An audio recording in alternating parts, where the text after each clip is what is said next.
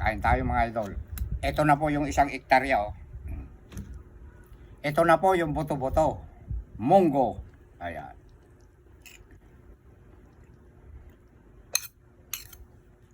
Munggo rin inuulam nila Bro Jonar eh. Ang sahuge alukbate. Shout out sa mga batang kumakain ng mga gulay. Ayan. Binilang ko po ito ng kwan eh. 2 supot na chicharon. Chicharon baboy. May sahog po na kwan. Eggplant. 1 hektarya.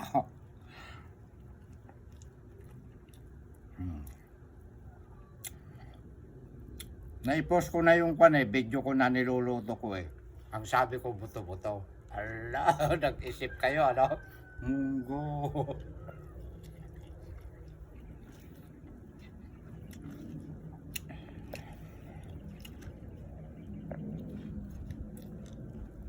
Inihaw po ito na eggplant oh.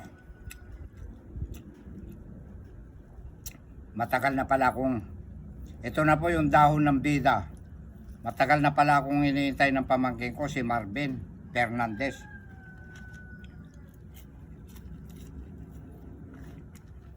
Kasi gumugulang lang yung kanyang mga eggplant doon.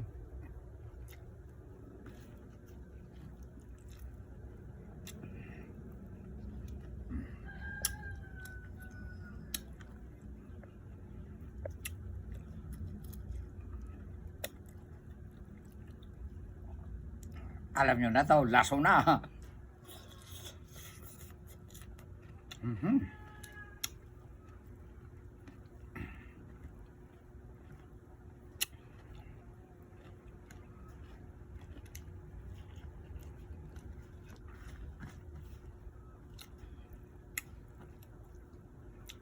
May aaminin ako sa inyo mga idol ha. Maraming nagtatanong, paano na raw kami ni Elizabeth? Friend ko na lang siya. Friend na lang. Kasi po, ayaw sa akin ng kanyang mga anak. Pagka magiging friend na lang kami, baka aamo silang sa akin.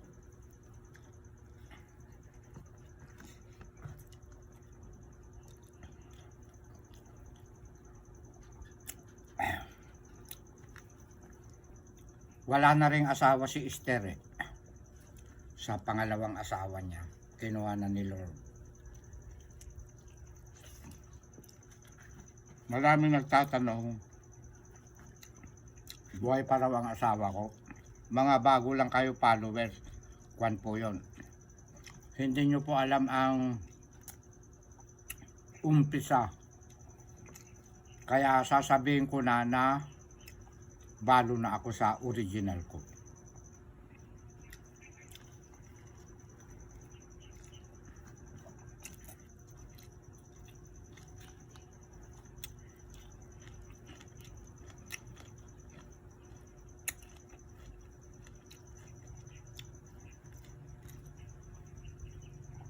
Ito na po yung bida o na overcook mga idol.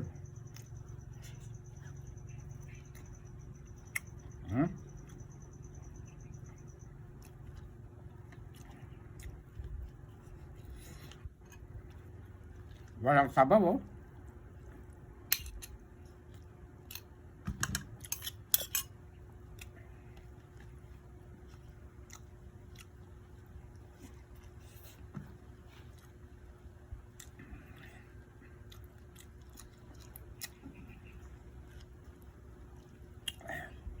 Ito, eggplant.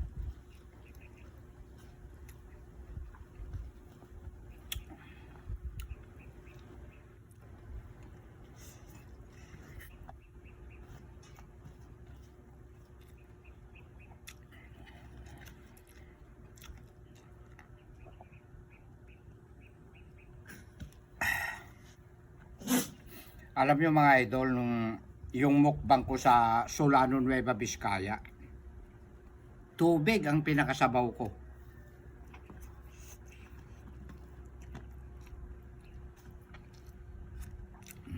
eggplant. Sarap po. Dahon ito ng kwan. Lasuna.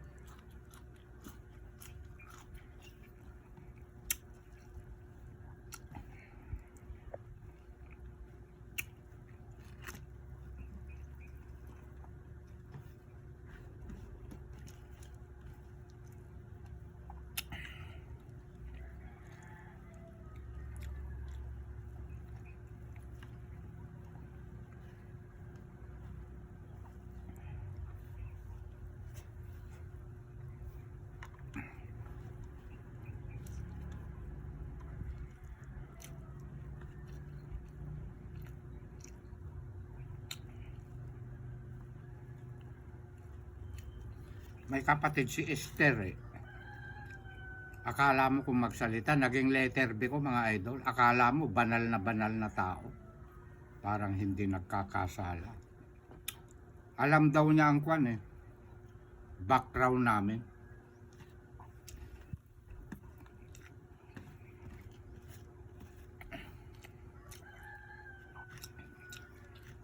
Imbis na suportahan niya na magbabalikan kami. Aba, lumalabas ka pa na letter B? Huwag ganun. Diyan nakikilala ang ugali ng isang tao. Yung mga comment na hindi magaganda. Lahat tayo nagkakasala, nagkakamali. Pero kung kayo makahusga, parang banal na banal kayo.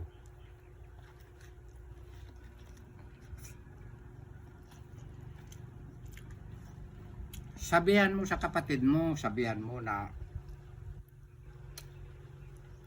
magbalikan kami. Total, wala na yung pangalawang asawa niya, wala na rin ako. Dalaga na siya, binata ako, ganun.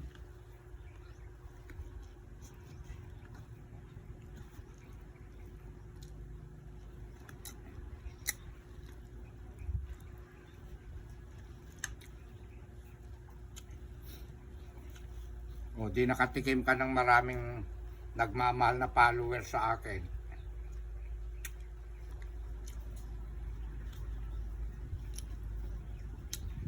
Pinagtatanggol ako. Ang lahat ng tao dito sa balat ng lupa, walang matwid na tao. Nagkakasala yan. Maliban lang kung pinagsisisihan natin. Mapapatawad nila tayo.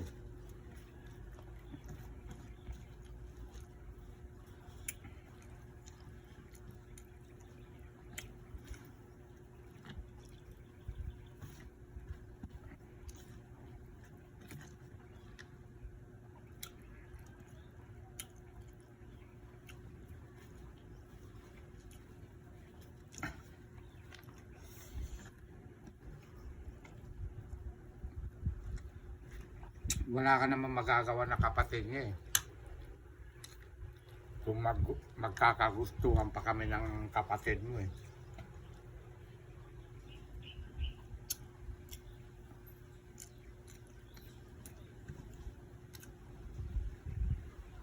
Imbis na sumuporta ka sa amin na magbalikan dahil nagkita-kita kami doon sa Solano.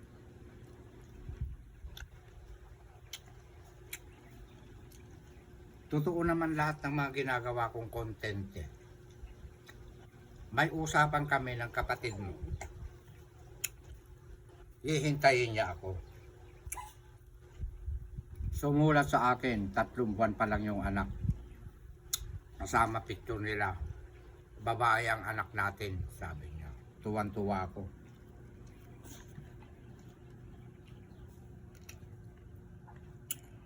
Nung naraman ko na nag-asawa, hindi ko sinabi na kung kung ilang taon o ilang buwan o ano o nag-asawa ka. Wala akong sinasabi na kapapanganak pa lang nag-asawa na. Wala akong sinasabing ganun. Kasi ang tradisyon ata ng mga lahi ng mga Ipugaw, pangit ang isang babae na na anakan na walang asawa. Kaya hinanapan sila ng asawa niya. Ayan.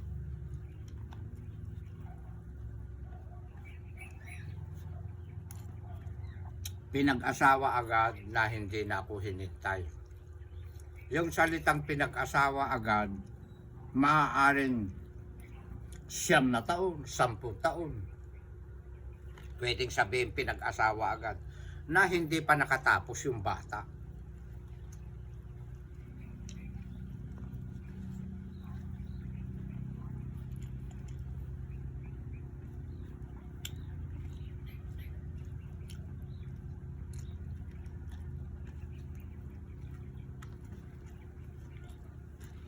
Ngayon, andiyan na yung problema na yan. Lahat ng problema naaayos. Para sabihin ko sa'yo na kapatid niya. Sana makialam ka yung tamang pakikialam mo. Hindi yung sumasabay ka pa sa mga letter B.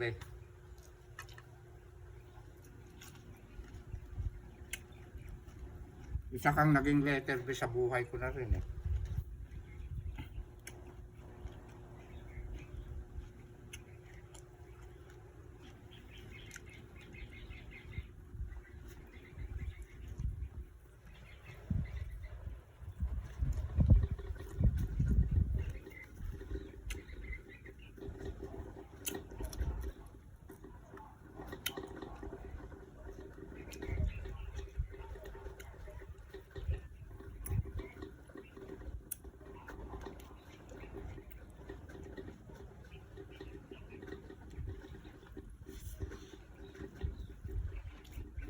Di ba nag-asawa agad? Yung ginawa kong videos, nabanggit ko kaagad, nag-asawa agad. Kaya sinabi kong nag-asawa agad, hindi napatapos yung bata.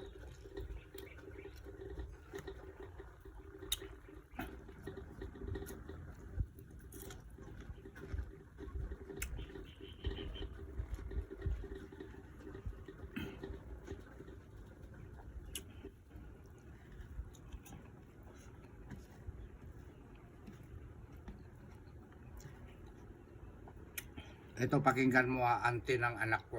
Nung nagtrabaho ako sa Makati, baka hindi mo alam. Hinanap ko ang anak ko kung sino ang makakahanap. Bibigyan ko ng pabuya. Nahanapan ng anak kong babae si Labilin.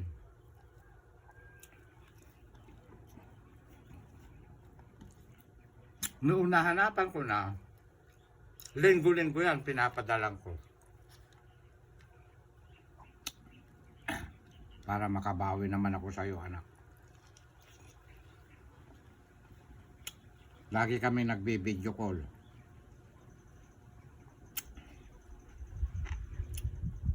Kasama mama niya, pati yung kapatid niya, si Rhea.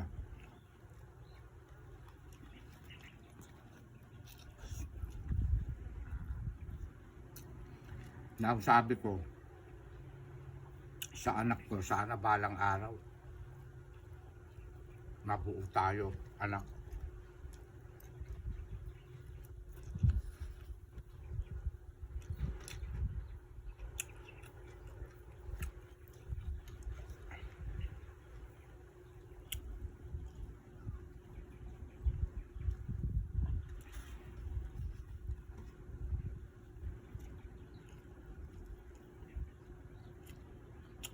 Nag-asawa agad dahil hindi natapos yung anak ko, hindi nakatapos. Iba naman yung pagkakaintindi nyo.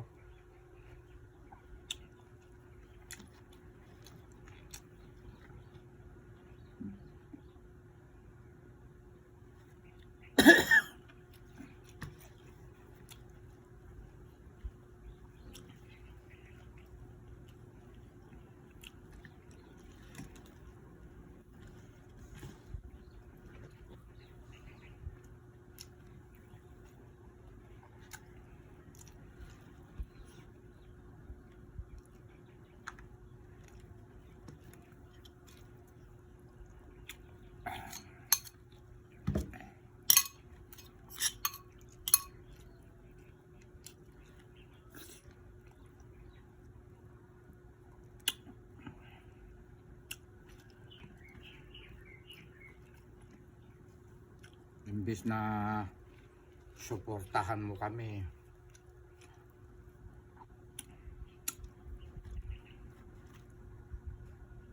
bali, bayaw na ang tawag mo sa akin, di ba?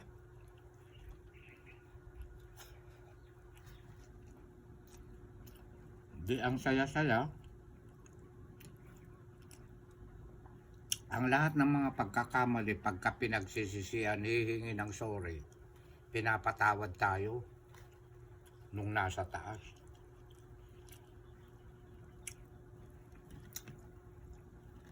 Imbis na susuporta ka na pagbabatiin mo kami, isa ka pang kontrabida.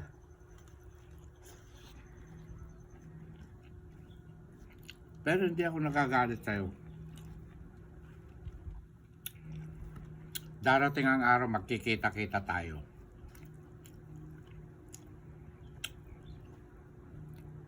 Di ba, Hipag? Peace tayo. Kasalanan sa taas yung nagtatanim ng galit. Mas magandang magmahal kaysa magtanim tayo ng galit sa puso. O, di ba?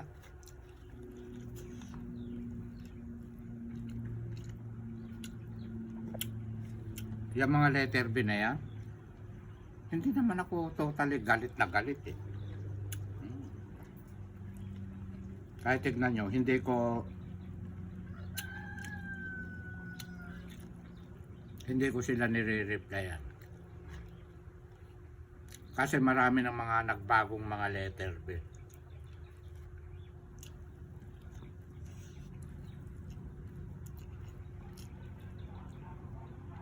Kasi kasama yan sa laro. Itong Facebook na yan. Sama-sama tayo sa social media.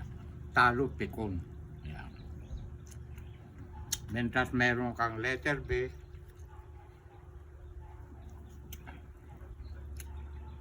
sikat ka na. Sabi na natin yung totoo. Basta't meron ka ng mga basher, papasikat na.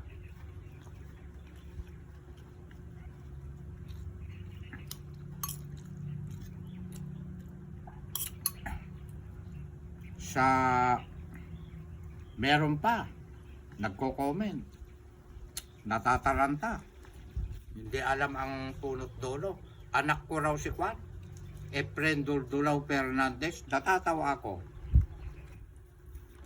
kapatid namin yun na bunso. Sana mapanood mo Virgilio, ano.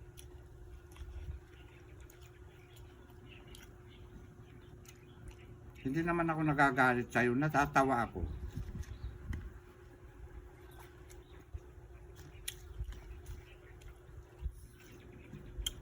May mga mai-comment na lang kayo mali-mali pa. Mabutit Kwan.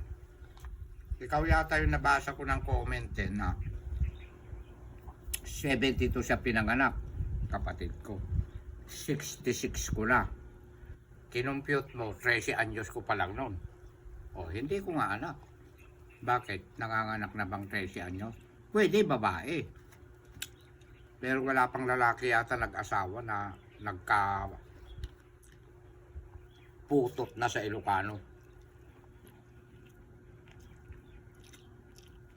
Kapatid namin bunso yun. 5 kaming lalaki. Malalakas lahat kami kumain. Wala kaming sakit.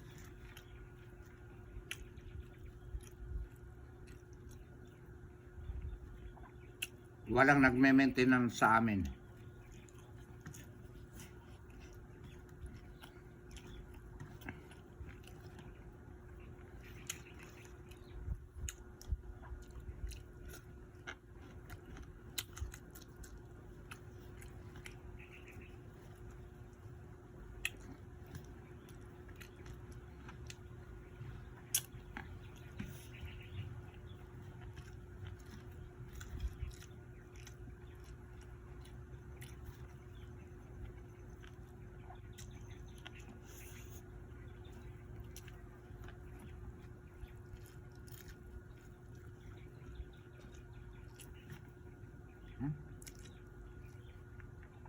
Walang sabaw.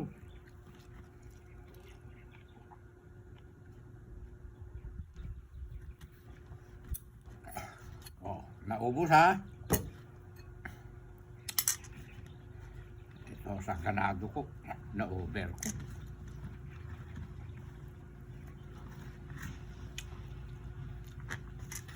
Kukunti ang langaw. At maraming salamat sa inyong lahat mga idol. Hindi ko alam kabisadong masyadong pangalan ng kapatid ni Esther eh. Kaya magagalit sa akin ni Hipag. Kaya kong pakasalan ng kapatid mo. Sabihin mo lang kung saan bandang location saan na dati ako pumunta nung kinasal yung kapatid yung lalaki, yung matadero sa Slaughter.